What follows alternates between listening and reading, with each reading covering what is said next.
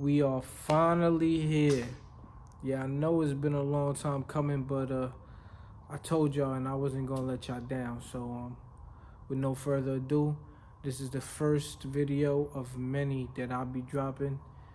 This one is specifically gonna be geared towards the best way to make patches, hands down.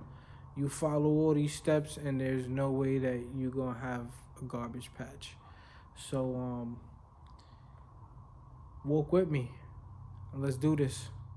First off, you're gonna want some shears, small and big. Trust me, you're gonna need them both later on. Second thing you're gonna need is a heating tool. They got a couple out there. It can either be like a wood burning tool or a soldering pen, whichever's fine. Preferably one that got like some control for the temperature is gonna be best. And then also, whichever one you get, you wanna make sure it has a pointy tip for precision. You're gonna need it, trust me. Next is going to be a stabilizer. You want to use a cutaway. I'm not going to steer you down the wrong path. Trust me, you want a patch that's sturdy and stiff, not floppy and frail. Next is going to be a fabric. You're going to want to have 100% polyester. Doesn't matter what type of polyester, if you got any laying around. Preferably though, you're going to want like some poplin or like some gabardine best. Also, I can't stress this enough. Whatever color of the border on your embroidery design is going to be, you're going to want to use the same color fabric to match that. If not, something at least as close to that. So say for instance, if you're going to use like a gray border stitching, you don't got no gray fabric, a white fabric would do. You're not going to want to use a red fabric or a black fabric, you know? And lastly, we're just going to hoop it like we do regular. Make sure everything nice and tight, and then we're going to bring it over to the machine.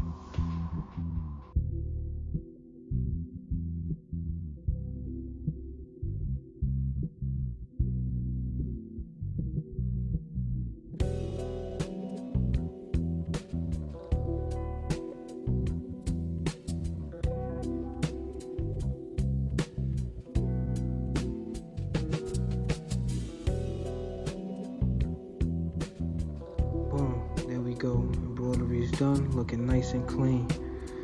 So now we got the heating tool. Now the reason you need this heating tool and the reason I told you to get some polyester is because you're gonna be able to cut clean edges with this heating tool and the polyester. First though, we're gonna have to cut the backing away. So we got everything out the hoop. So like I said, we gotta cut the backing out this. So this is where your shears come into play. You're gonna wanna cut all of it. So you're getting as close as you can to the edge and you're cutting it, but without cutting any of the stitches and without cutting any of the other fabric. And you're gonna do this around the whole patch.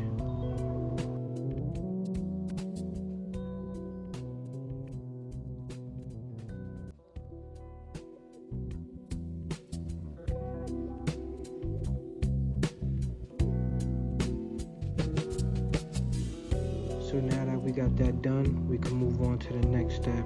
And the reason we removed that is because you can't cut through that with the heating tool. It's just gonna burn, it's gonna stink, it's gonna turn brown. We don't need none of that.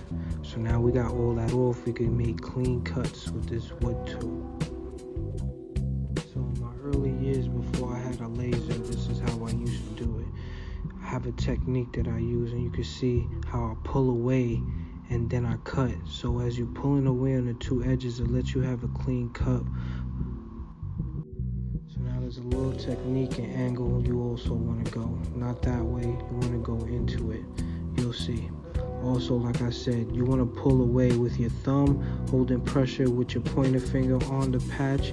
So when you cutting, it's clean and you're moving the fabric away and it's not burning. You don't want to move too slow and you don't want to move too fast. You want to move at a nice pace so you're cutting clean. Yes, I'll make it look kind of easy, but understand, this is from me doing it for years and years. It's like riding a bike to me, you know, you don't never forget. It'll take you a little bit of time to get it, but the more you do it, trust me, the easier it will get. So that's the key. Just continue to keep doing it.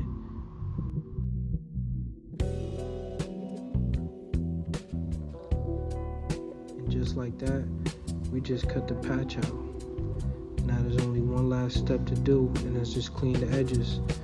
Sometimes there'll be a little knick-knacks there. All you gotta do is take your heating tool and just go around the edges with it. There's another reason why I said get fabric to match the thread, because you see how them edges is looking nice, white, and crispy. Yeah. And we 100% done. Dope patch, super duper clean edges. I mean, what more can you ask for? Look at that.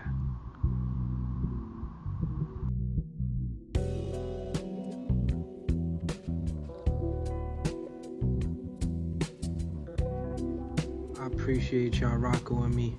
One of my next videos, I'm gonna show you how to put adhesive backing so we could just do iron-on presses.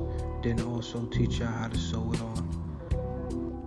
This is only the beginning, so I just need y'all to support.